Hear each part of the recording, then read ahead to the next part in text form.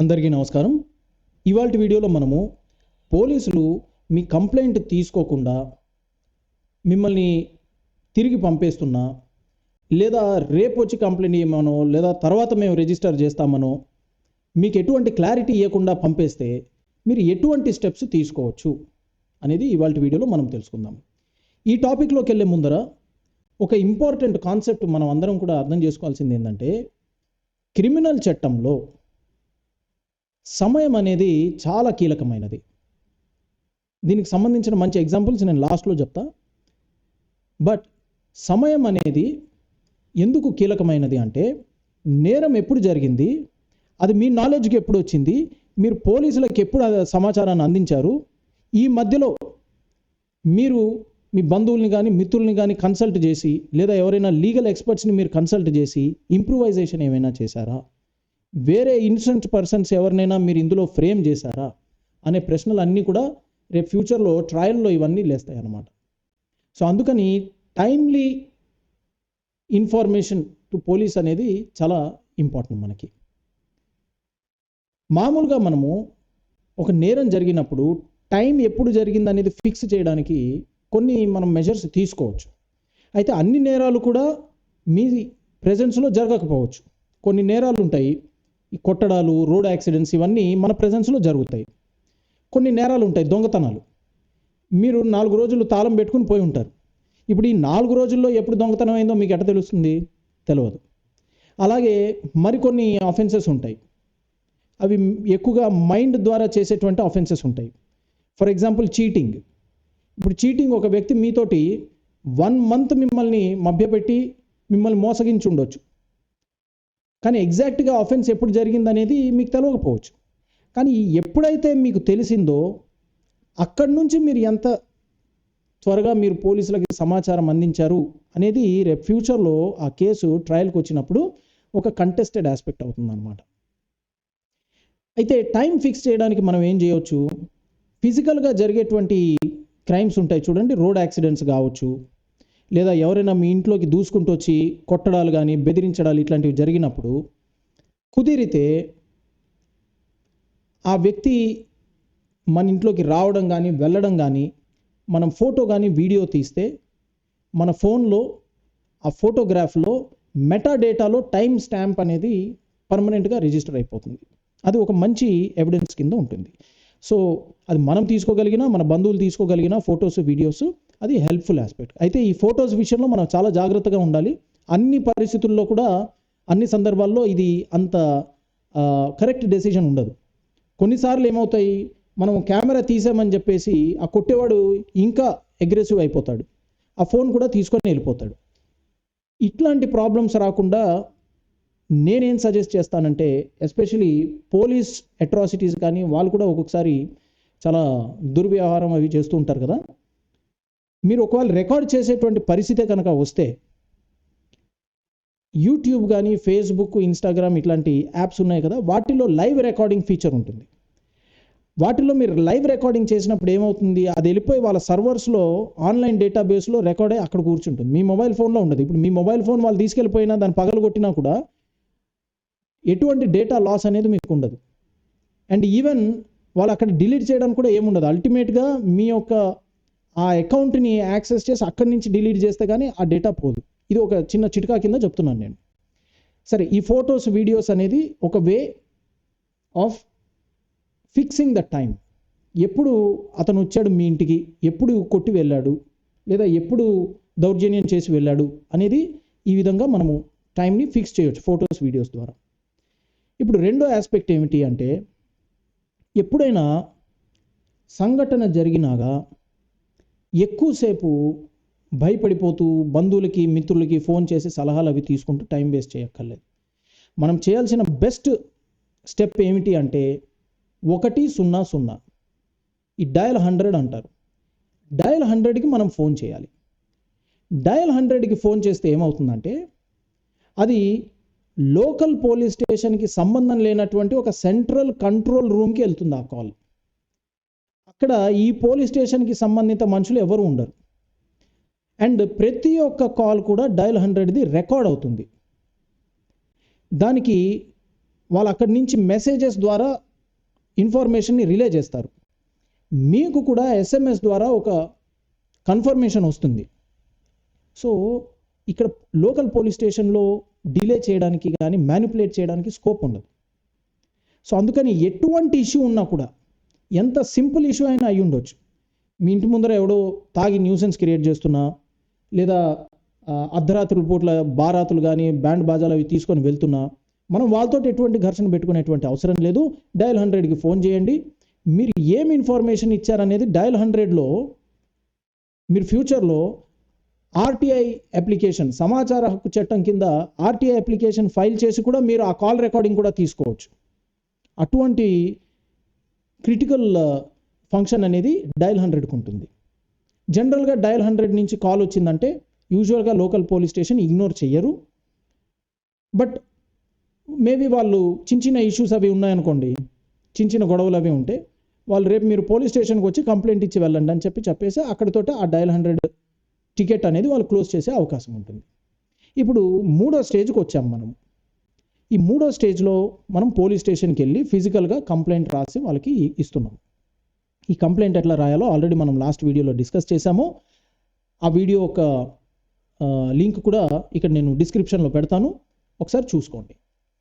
So complaint మనం ఒకసారి రాసి పోలీసులకు ఇచ్చిన తర్వాత, ఇచ్చే ముందర మనం ఏం చేయాలంటే అది ఫోటో తీసుకోవాలి. ఫోటో తీసుకొని వాళ్ళకి ఇవ్వండి.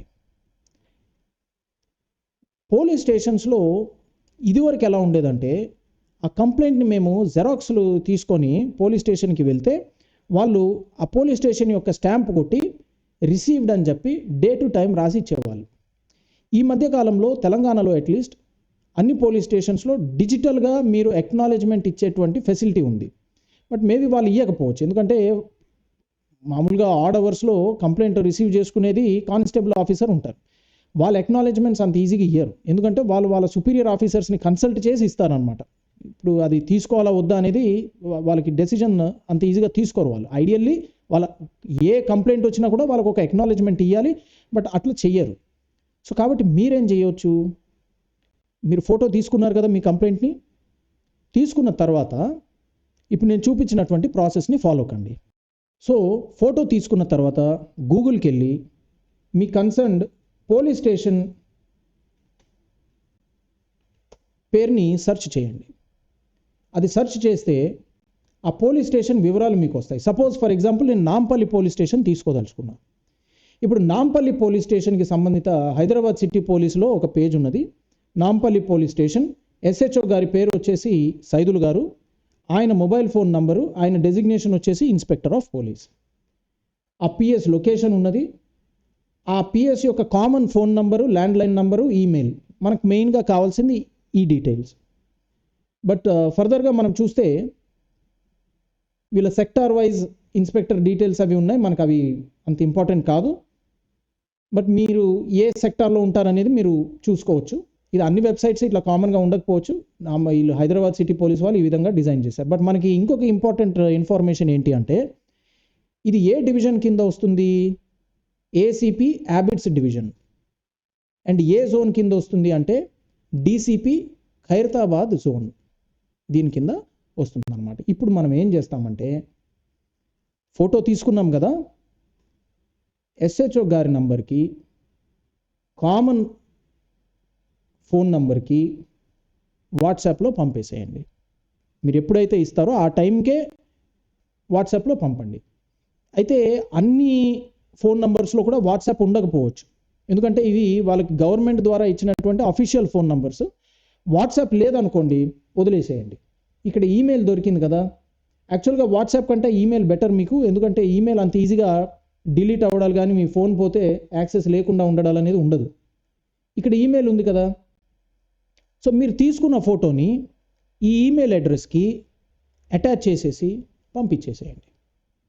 దీంతో పోలీసులు ఎఫ్ఐఆర్ రిజిస్టర్ చేస్తారని కాదు, మన ప్రయత్నం ఇక్కడ పోలీసుల ద్వారా మీ కంప్లైంట్ని తీసుకొని ఎఫ్ఐఆర్ రిజిస్టర్ చేయించడం కానే కాదు.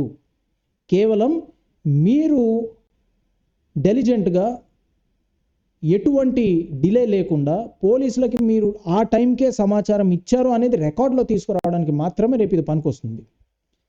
అయితే పోలీసులు మీరు ఇచ్చిన కంప్లైంట్ తీసుకొని ఎఫ్ఐఆర్ రిజిస్టర్ చేయలేదనుకోండి, అప్పుడు మనము బిఎన్ఎస్ఎస్ అంటే భారతీయ నాగరిక సురక్షా సమితి అని చెప్పేసి క్రిమినల్ ప్రొసీజర్ కోడ్ అని ఇదివరకు ఉండేది, దాన్ని రీప్లేస్ చేస్తూ తీసుకొచ్చినటువంటి చట్టం ప్రకారము మనము పోలీసులకి వాళ్ళకి సంబంధిత ఏసీపీ కానీ డిఎస్పీ గారికి పోస్ట్లో పంపిస్తాము.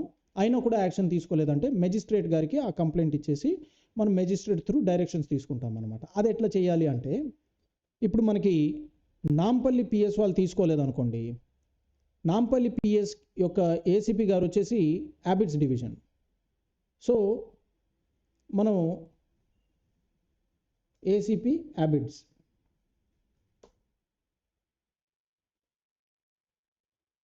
ఈయన పేరు వచ్చేసి ప్రవీణ్ కుమార్ గారు, హ్యాబిట్స్ డివిజన్, అండ్ వారి లొకేషను, ఈమెయిల్, ఈ డీటెయిల్స్ ఉన్నాయి.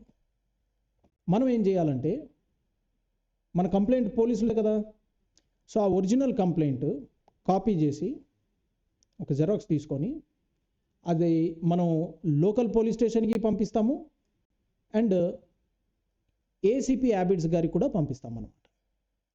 ఒక కవరింగ్ లెటర్ తోటి పంపిస్తాం. ఏమని, నేను నాంపల్లి పిఎస్లో నేను అప్రోచ్ అయితే వాళ్ళు కంప్లైంట్ తీసుకోలేదు కాబట్టి తమరికి మీ నోటీస్కి తీసుకురావడం జరుగుతుందని చెప్పేసి ఒక కవరింగ్ లెటర్ రాసేసి ఇక్కడ అడ్రస్ ఉంది కదా, ఈ అడ్రస్కి మనం పంపించేస్తాం. ఇవన్నీ చేసిన తర్వాత పోలీసులు మీ కంప్లైంట్ అయినా కూడా రిజిస్టర్ చేయలేదంటే అప్పుడు మనం ఏం చేయాల్సింది వస్తుందంటే, త్రూ మెజిస్ట్రేట్ కంప్లైంట్ ఫైల్ చేయాల్సింది ఉంటుంది. మరి మెజిస్ట్రేట్ గారికి మనము వెళ్ళే ముందర ఆ లోకల్ పోలీస్ స్టేషన్కి కన్సర్న్డ్ ఏసీపీ గారికి మనం పంపించామన్నటువంటి ప్రూఫ్ కావాలి కదా. సో అది మనము స్పీడ్ పోస్ట్లో పంపించాం కదా మన కంప్లైంట్, అండ్ కాపీ చేసి ఏసీపీ గారికి పంపించాం కదా కవరింగ్ లెటర్ తోటి. దానికి సంబంధిత ట్రాకింగ్ రిపోర్ట్ అనేది ఫైల్ చేయాలి. సో ఆ పోస్ట్ ఆఫీస్లో మనకి స్పీడ్ పోస్ట్ స్లిప్ ఏదైతే ఇస్తారో అది తీసుకొని మీరు సెర్చ్ చేసి ఇక్కడి నుంచి ట్రాకింగ్ రిపోర్ట్ డౌన్లోడ్ చేసుకొని మీరు ఒక అడ్వకేట్ గారిని అప్రోచ్ చేయాల్సి ఉంటుంది. అప్పుడు అడ్వకేట్ గారు ఇందులో ఒక కంప్లైంట్ అనేది డ్రాఫ్ట్ చేసి మెజిస్ట్రేట్ కోర్టులో ఫైల్ చేయడం జరుగుతుంది. సబ్సిక్వెంట్గా మెజిస్ట్రేట్ ద్వారా మనకి కన్సర్న్ పిఎస్కి ఎఫ్ఐఆర్ రిజిస్టర్ చేసి ఇన్వెస్టిగేట్ చేయమని చెప్పేసి ఒక డైరెక్షన్ వెళ్తుంది. అక్కడి నుంచి మీకు మళ్ళీ స్టార్ట్ అవుతుంది అన్నమాట ఇన్వెస్టిగేషన్, రిజిస్ట్రేషన్ ఆఫ్ ఎఫ్ఐఆర్. ఇది మనం ప్రాపర్గా లీగల్గా ఫాలో అయ్యేటువంటి ప్రొసీజర్. అయితే వీడియో లాస్ట్లో నేను ఒక ఈ టైం ఫిక్స్ చేయడానికి సంబంధించి ఒక ఎగ్జాంపుల్ చెప్తానని చెప్పా కదా. అదేంటంటే, ఒక భార్యాభర్తల మధ్యలో గొడవకు సంబంధించినటువంటి కేసు. అందులో భార్య భర్త ఇల్లు వదిలిపెట్టేసి పుట్టింటికి వెళ్ళిపోయింది. అయితే భర్త ఆమెను తీసుకురావడానికి వాళ్ళ ఇంటికి వెళ్ళినప్పుడు బంధువులు అందరూ కలిసి ఈ భర్తని బాగా కొట్టి పంపించారు. ఆ రోజే భర్త ఏం చేశాడంటే, పోలీస్ స్టేషన్కి వెళ్ళి నా భార్య కోసం అనేసి నేను తన పుట్టింటికి వెళ్తే వాళ్ళ బంధువులు అందరూ కలిసి నన్ను ఇట్లా కొట్టి పంపించడం జరిగింది, నాకు న్యాయం చేయండి అని చెప్పేసి ఒక కంప్లైంట్ ఇచ్చాడు. అది పోలీసులు యాజ్ యూజువల్ రిజిస్టర్ చేయలేదు, తీసుకొని పక్కన పెట్టేశారు.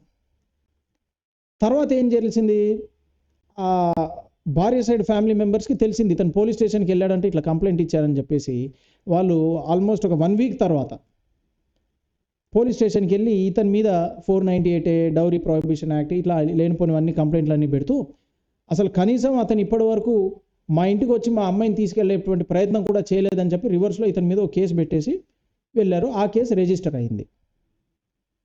ఇప్పుడు ఇతను ఫస్ట్ కంప్లైంట్ ఇచ్చాడు కదా, మరి అందులో ఆల్రెడీ రాశాడు కదా, నేను నా భార్య కోసం నేను వాళ్ళ ఇంటికి వెళ్తే వాళ్ళని కొట్టి పంపించానని చెప్పేసి. అది రికార్డులో వస్తే మంచి కేసు అయి ఉండేది. వీళ్ళు నా భార్య కోసం నేను వెళ్తే వీళ్ళు కౌంటర్ బ్లాస్ట్ కేసు కింద నా మీదనే బిలేటెడ్గా ఆలోచించుకొని ఈ విధమైన తప్పుడు కేసు పెట్టారని చెప్పేసి మంచి కేసు గ్రౌండ్ కింద అది క్వాషబుల్ కేసు ఉండింది. బట్ మన దగ్గర రికార్డులో ఏమీ లేదు. సో అందుకనే ఒక్కొక్కసారి ఏంటంటే పోలీసుల నిర్లక్ష్యం వల్ల అయినా కూడా ఇలా అనుకోకుండా డ్యామేజెస్ అవి జరుగుతుంటాయి. చాలా రకాల డ్యామేజెస్ అవి జరుగుతుంటాయి. ఒక్కొక్కసారి పోలీసులు కూడా ఏం చేస్తారంటే, మీరు ఎవరి మీద అయితే కంప్లైంట్ ఇస్తున్నారో వాళ్ళు ఒకవేళ ఇన్ఫ్లుయెన్షియల్ పర్సన్ అయితే అంత ఈజీగా వాళ్ళు కంప్లైంట్స్ అవి తీసుకోరు, రిజిస్టర్ చేయరు. కానీ మీరు ఒక బోనఫైడ్ కంప్లైనెంట్గా చేయాల్సిన బాధ్యత మీరు మీ టైమ్లీ ఇన్ఫర్మేషన్ నేను ప్రొవైడ్ చేశాను పోలీసులకు, కానీ ఇప్పుడు నేను చూపించినటువంటి ప్రొసీజర్ ద్వారా కనీసం ఆన్ రికార్డ్ రేపు మీరు తీసుకురావడానికి మెయిల్స్, వాట్సాప్లు, ఈ పోస్టల్ ట్రాకింగ్ రిపోర్ట్స్ ఇవన్నీ మీ దగ్గర పెట్టుకోవచ్చు. అదండి ఇవాళ వీడియో. నమస్కారం.